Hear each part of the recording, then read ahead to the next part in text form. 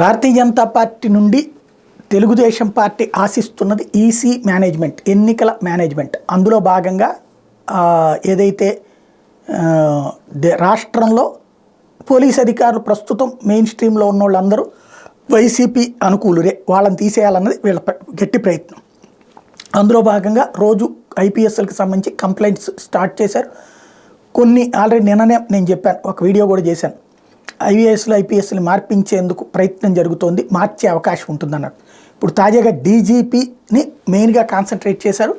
డీజీపీతో పాటుగా ఐజీ రఘురామరెడ్డి, వీళ్ళిద్దరిని డైరెక్ట్గా టార్గెట్ చేస్తున్నారు. వాళ్ళిద్దరి మార్పు కోసం పదే ఫిర్యాదులు చేస్తున్నారు. వీళ్ళతో పాటుగా 17 మంది ఐపీఎస్ని కూడా మరి ఎన్నికల సంఘం దగ్గరికి ఆ టైంలో అంటే వాళ్ళ ఏరియాలోనే కొన్ని గొడవలు జరుగుతాయి. లైక్ పల్నాడు ఆయన్ని మార్చాలి అంటే అక్కడ కింద స్థాయిలో జరిగినటువంటి గొడవలకి పల్నాడు ఎస్పీనే కారణం అన్నటువంటి కోణాన్ని హైలైట్ చేస్తే ఎస్పీని బదిలీ ఏది మొన్నటిసారి మీటింగ్ రోజున జరిగినటువంటి ఇష్యూస్ ఇట్లాగా టోటల్గా ఆంధ్రప్రదేశ్లో ఒక పెద్ద ప్రయత్నం అయితే చేస్తున్నారు. పోల్ మేనేజ్మెంట్లో భాగంగా ఏం జరుగుతుందో చూడాలి.